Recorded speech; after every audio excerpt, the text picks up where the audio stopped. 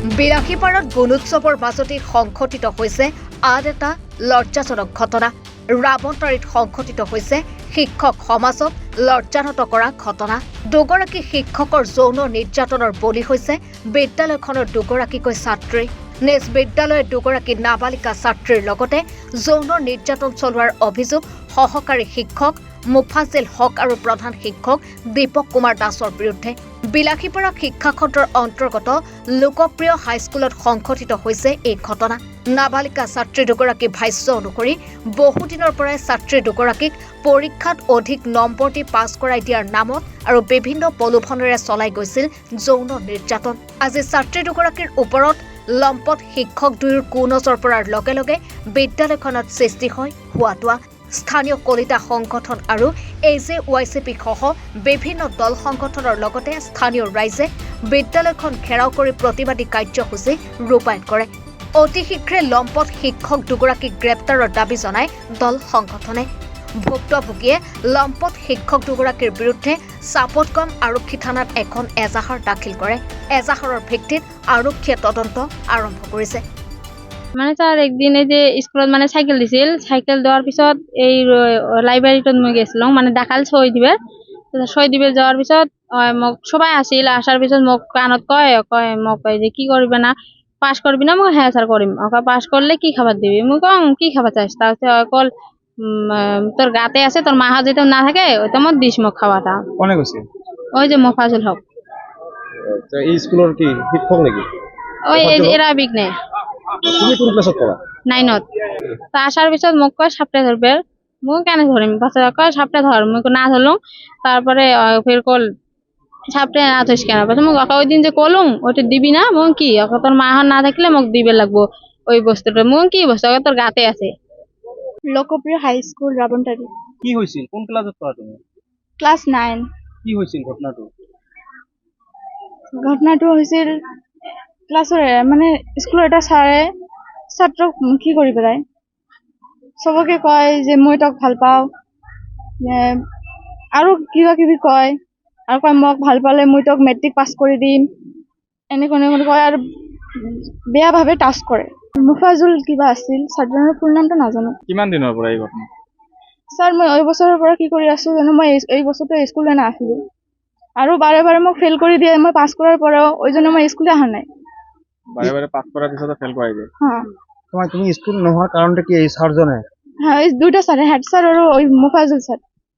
হ্যাঁ, আৰু মোক পৰীক্ষাত বহি আছিলো, পৰীক্ষা লিখি আছিলো ন, কয় কি মোক ফোন কৰিবা বাৰীত গৈ। মই কম ছাৰ মই কৰিব নোৱাৰিম, আৰু মোক নকল দিয়ে মানে বেয়াভাৱে টাচ কৰে আৰু কয় কি মই মোবাইল দিম, মোক তাও ফোন কৰিবি।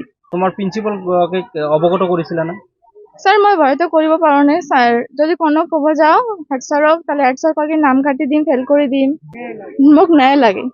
আৰু মোৰ এই কিমান বছৰৰ পৰা মই বহি আছো, এই 1 বছৰৰ পৰা মোৰ লাইফটো নষ্ট হৈ আছে। তো হয়, ৰাৱণতাৰী লোকপ্ৰিয় যি হাইস্কুল আছে, এই হাইস্কুলত মুফাজ্জেল হক নামৰ এই শিক্ষকগৰাকী বহুদিনৰ পৰা ইয়াৰ ছাত্ৰীসকলৰ সৈতে যৌন নিৰ্যাতন চলাই আছে। শাৰীৰিকভাৱে আৰু মানসিকভাৱে তেখেতে নিৰ্যাতন চলাই আছে। যোৱা পৰহি শিল্পী দিৱসৰ দিনাই এজনী ছাত্ৰী স্কুললৈ অহা নাছিলে। ইয়াৰ প্ৰধান শিক্ষকে তেখেতক পঠাইছিলে এই ছাত্ৰীগৰাকীৰ পৰা ৰিপৰ্ট আনিবলৈ, যে কিয় অহা নাই স্কুলত, তাৰ ৰিপৰ্ট আনিব পঠাইছিলে। কিন্তু সেই মুফাজ্জেল হক নামৰ লম্পট শিক্ষকটোৱে এই ছাত্ৰীগৰাকীক বেয়া ইংগিত দিছে, লগতে প্ৰাইভেট পাৰ্টত তেখেতে হাত দিয়া বুলি আমি অভিযোগ পাইছোঁ। গতিকে আমি অসম জাতীয়তাবাদী যুৱ ছাত্ৰ পৰিষদ বিলাসীপাৰা জিলা সমিতিয়ে আমি দাবী জনাইছোঁ, অতি শীঘ্ৰে এই শিক্ষকজনৰ বিৰুদ্ধে ব্যৱস্থা গ্ৰহণ কৰিব লাগে। অন্যথা আমি অসম জাতীয়তাবাদী যুৱ ছাত্ৰ পৰিষদ বিলাসীপাৰা জিলা সমিতি আমি তীব্ৰ গণতান্ত্ৰিক আন্দোলনৰ দৰে কাৰ্যসূচী গঢ়ি তুলিবলৈ বাধ্য হ'ম। চাওক, শিক্ষানুষ্ঠানক আমি পবিত্ৰ শিক্ষানুষ্ঠানক আমি মন্দিৰ সদৃশ, এই মন্দিৰ সদৃশ শিক্ষানুষ্ঠানত যদি এনেকুৱা ধৰণৰ অপকৰ্মবোৰ চলি থাকে, তেতিয়াহ'লে কিন্তু সমাজ কোনফালে ঢাল খাই আছে। আমি অসম জাতীয়তাবাদী যুৱ ছাত্ৰ পৰিষদ আমি হাত সাৱটি বহি নাথাকোঁ। আমি দাবী জনাইছোঁ আমাৰ ধুবুৰী জিলা উপায়ুক্ত মহোদয়ক তাৎক্ষণিকভাৱে শিক্ষকগৰাকীৰ বিৰুদ্ধে ব্যৱস্থা গ্ৰহণ কৰিব লাগে, নিলম্বন কৰিব লাগে। অন্যথা আমি হাত সাৱটি বহি নাথাকিম। আমি অসম জাতীয়তাবাদী যুৱ ছাত্ৰ পৰিষদ বিলাসীপাৰা জিলা সমিতি আমি তীব্ৰ গণতান্ত্ৰিক আন্দোলনৰ দৰে কাৰ্যসূচী গঢ়ি তুলিবলৈ বাধ্য হ'ম।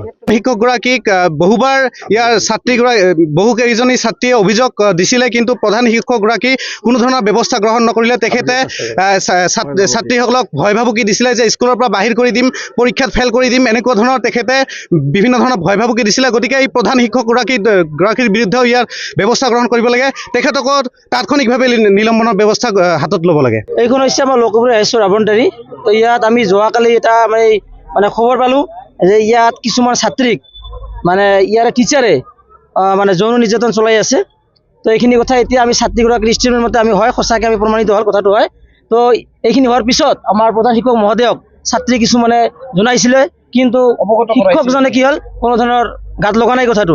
কাৰণ আমাৰ এটা সন্দেহ হৈছে নিশ্চয় ইয়াতে প্ৰধান শিক্ষক হয়তো জড়িত আছে কিজানি।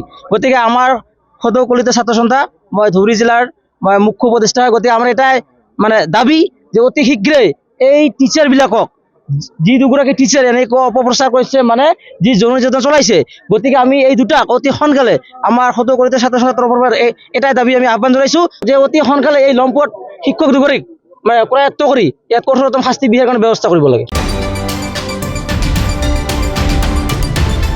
বিলাসীপাৰাৰ পৰা নুৰ আফৰোজুল ইছলামৰ প্ৰতিবেদন, এনি ভাৰত 24।